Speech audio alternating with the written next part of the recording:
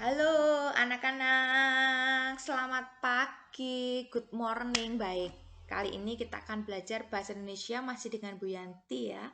Kita akan belajar di tema 2 pembelajaran ketiga tentang unsur kalimat. Nah ini, kalimat efektif. Kita harus belajar dulu kalimat efektif. Apa itu kalimat efektif? Kalimat yang punya susunan sesuai dengan kaidah bahasa Indonesia.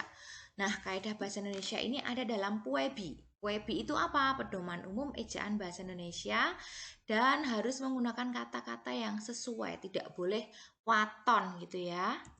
Oke, nah unsur kalimat ini ada subjek, predikat, objek, pelengkap, dan keterangan. Pelengkap ini kadang ada, kadang tidak ya. Jadi yang pasti ada, ini biasanya subjek, predikat itu pasti ada.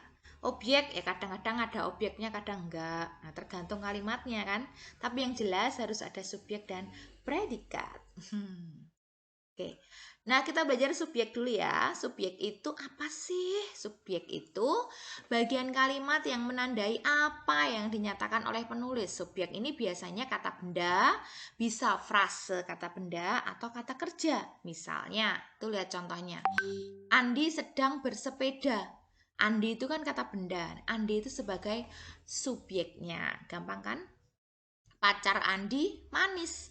Pacar Andi ini frase kata benda. Frase ini gabungan kata namanya frase. Oke. Bianti ulangi ya. Frase itu gabungan kata. Kata dan kata digabung jadi frase. Pacar kata, Andi kata. Nah, pacar Andi berarti frase gitu. Pacar Andi subjek.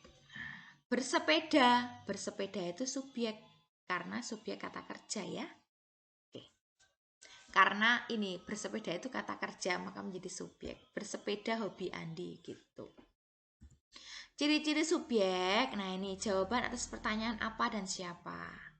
Andi adalah seorang penyanyi. Siapa yang seorang penyanyi? Oh Andi. Apa? Apakah pekerjaan Andi? Nah ini seorang penyanyi. Disertai kata itu. Biasanya ada kata itu. Almari itu, gadis itu, orang itu, sepatu itu. Itu biasanya subjek. Dan mempunyai keterangan pewatas yang penghubung dengan menggunakan kata yang. Siswa yang ingin lulus, siswa yang ingin, anak yang ingin, orang yang ingin. Nah itu namanya biasanya subjek. Nah, sekarang kita beralih ke predikat. Predikat itu bagian kalimat yang menandai apa yang dinyatakan oleh penulis tentang sebuah subjek. Predikat ini biasanya bentuknya kata kerja, frase numeral atau bilangan, kata benda, frase preposisi, kata sifat atau frase kata sifat. Mari kita lihat. Nah ini, Andi makan, OP, P itu predikat. Andi sedang makan. Nah, Andi itu S, sedang makan P. Adik Andi S, 3 orang P. Andi S, pengusaha P. Andi pengusaha properti, Andi S pengusaha properti P. Begitu ya. Sampai ke kantor, tampan Andi S, tampan P gitu. Oke. Painem S, cantik P gitu. Andi tampan sekali, Andi S tampan sekali P. Ya, tampan sekali itu predikatnya.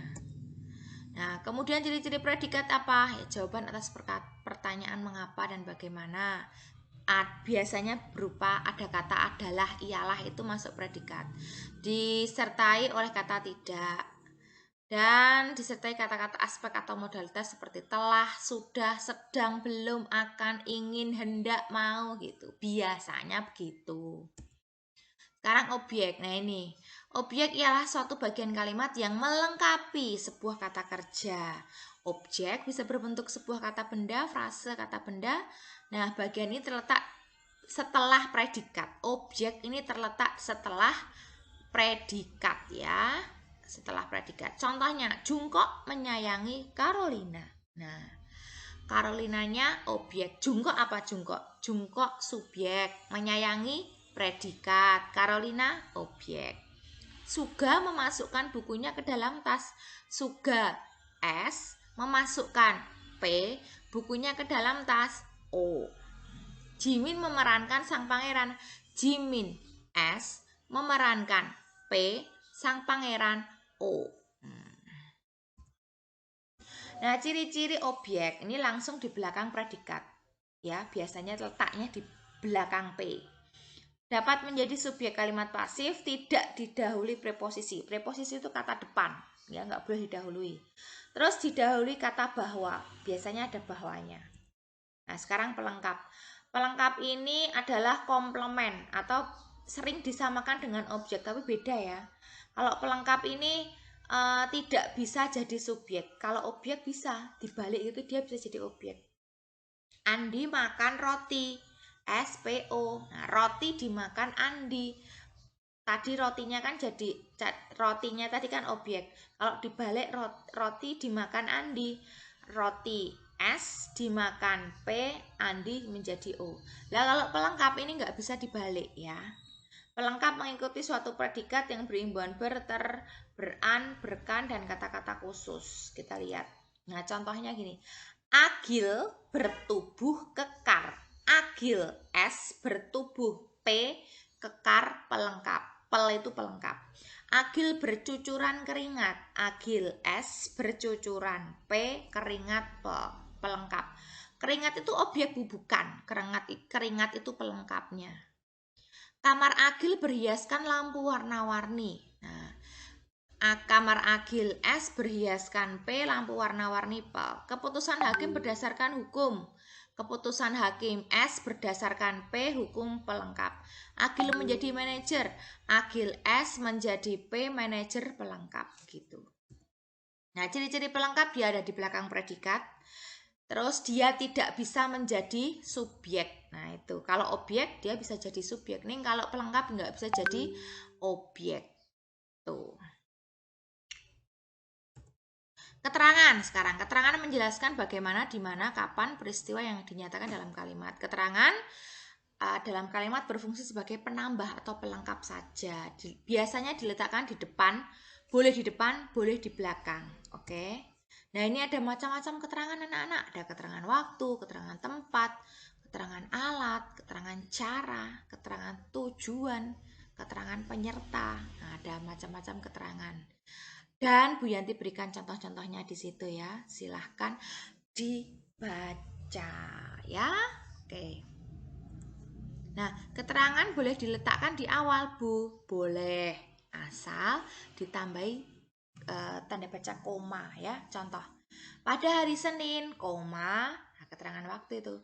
Saya, subjek, pergi, predikat, ke rumah nenek, keterangan tempat. Nah, berarti kalimat ini berpola K, S, P, K. Keterangan waktu, subjek, predikat, keterangan tempat. Nah, selesai. Oke, terima kasih anak-anak telah memperhatikan penjelasan dari Bu Yanti. Semoga paham. Nanti kalau belum paham ditanyakan ya. Oke, dadah, tetap semangat.